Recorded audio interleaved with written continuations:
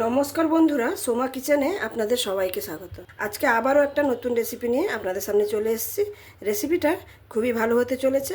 এখন তো ইলিশ মাছের সিজন, ইলিশ মাছের রেসিপি না দিলে কীরকম হয়, তাই আজকে আমি একটা ইলিশ মাছের রেসিপি নিয়ে চলে এসেছি। বাঙালির খুব জনপ্রিয় রেসিপি সর্ষে ইলিশ।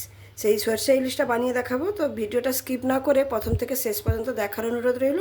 আর যদি ভালো লাগে তাহলে অবশ্যই লাইক, শেয়ার, কমেন্ট এবং সাবস্ক্রাইব করে আমার পাশে থাকবেন। তবে চলুন বেশি কথা না বাড়িয়ে রেসিপিটা দেখে নেওয়া যাক। এখানে আমি 3 পিস ইলিশ মাছ নিয়েছি। আমার বাড়িতে 3 জনই খেতে, সেই জন্য 3 পিস নিয়েছি। এবার ইলিশ মাছটাতে লবণ আর হলুদ মাখিয়ে দেবো। প্রথমে দিয়ে দেবো লবণ, তারপরে দেবো একটু হলুদ, সামান্য একটু হলুদ। ভালো করে লবণ হলুদটা মাখিয়ে নিয়েছি। মাছটাকে সাইডে সরিয়ে রেখে এবার একটা মশলা করে নেব। মশলা করে নেওয়ার জন্য এখানে মিক্সারের জারটা নিয়ে নিয়েছি। এতে দিয়ে দেব সাদা সর্ষে, প্রায় 1 চামচের মতো। আমি এখানে দুটো সর্ষে মিক্স করে করব। আর কালো সর্ষে 1 চামচের মতো। আর দিয়ে দেব পোস্ত 1 চামচ। আর আমি এখানে দিয়ে দেব দই, টক দই 1 চামচের মতো। এখানে সর্ষে ইলিশটাতে টক দই দিলে কিন্তু একটু ভালো লাগে খেতে। শুধু সর্ষে বাটা দিয়ে করলে তার টেস্টটা আলাদা হয়, আর একটু সামান্য একটু টক দই দিয়ে দিলে এর টেস্টটা আলাদা হয়ে যাবে। এখানে টক দই দিয়েছি। এবার একটু সামান্য জল দিয়ে এটাকে একদম মিহি পেস্ট করে নেব। মশলাটা এখানে মিহি পেস্ট করে বেটে নিয়েছি। দেখুন, একদম মিহি করে এরকম পেস্ট করে নিতে হবে। সব কিছু হয়ে গেছে, এবার রান্নার কাছে চলে যাব। রান্নাটা করে নেওয়ার জন্য এখানে একটা কড়াই বসিয়ে দিয়েছি। কড়াইতে দিয়ে দেব সর্ষের তেল।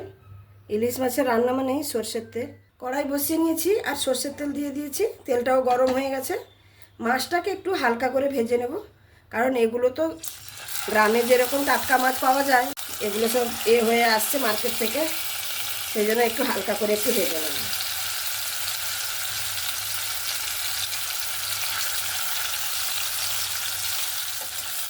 মাছটাকে উল্টে দেব।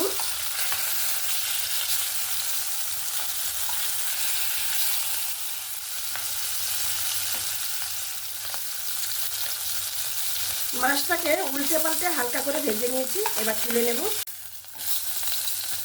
যথেষ্ট পরিমাণ তেল আছে, ওই তেলেই আমি রান্নাটা করে নেব।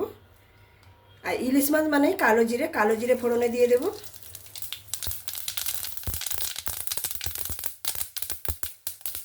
দুটো কাঁচা লঙ্কা,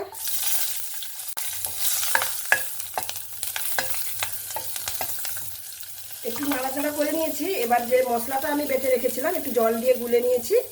সর্ষে পোস্ত, 2 রকমের সর্ষে পোস্ত আর দই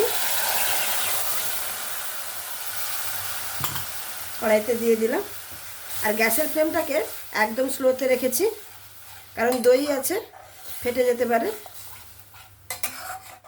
আর একটু মিক্সার জারটা ধুয়ে আমি একটু জল দিয়ে দেব। ইলিশ মাছ রান্না করা খুবই সহজ। সবথেকে যত রকমের মাছ আছে ইলিশ মাছ রান্না করাটা মনে হয় সবথেকে সহজ। এবার আমি পরিমাণ মতো লবণ দিয়ে দেব, আর সামান্য একটু হলুদ, আর সামান্য একটু ঝাল লঙ্কার গুঁড়ো। ব্যাস, এই রান্নাটাতে আর কিন্তু কিছু লাগে না। এবার গ্যাসের ফ্লেমটাকে বাড়িয়ে দেব, দিয়ে জুসটাকে ফুটতে দেব। এখানে দেখুন জুসটা ফুটে উঠেছে। এবার আমি মাছগুলো দিয়ে দেব।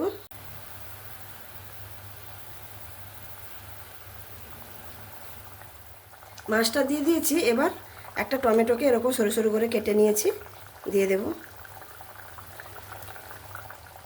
এবার এখানে আমি 5-7 মিনিট মতন ঢাকা দিয়ে দেব।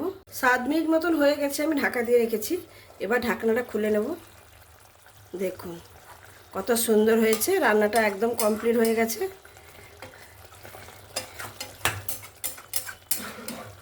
এইরকমই একটু জুস রেখে নামিয়ে নেব।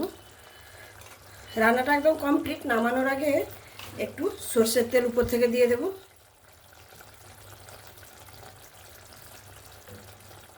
সর্ষের তেল দিয়ে নিয়েছি। এবার রান্নাটা আমার কমপ্লিট একদম। এবার গ্যাসটাকে বন্ধ করে আপনাদের কাছে পরিবেশন করে দেখাচ্ছি।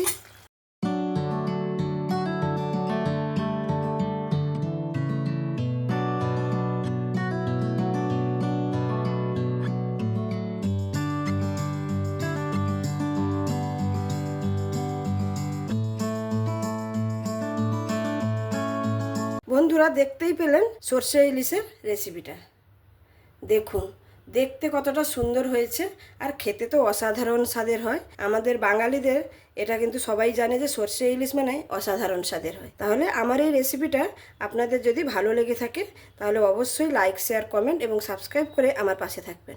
আর যে সকল বন্ধুরা অলরেডি সাবস্ক্রাইব করে আর তাদের মূল্যবান সময় দিয়ে ভিডিওগুলো দেখেন তাদেরকে অসংখ্য ধন্যবাদ। আর যারা এখনও সাবস্ক্রাইব করেনি প্লিজ বন্ধুরা সাবস্ক্রাইব করে আমার পাশে থাকুন, তাহলে আরও নতুন নতুন রেসিপি নিয়ে আপনাদের সামনে আসতে পারবো। তাহলে আজকে এখানেই শেষ করছি, আবার দেখা হবে অন্য কোনো দিন অন্য কোনো রেসিপির সঙ্গে। সবাই ভালো থাকবেন, সুস্থ থাকবেন, সাবধানে থাকবেন। ধন্যবাদ।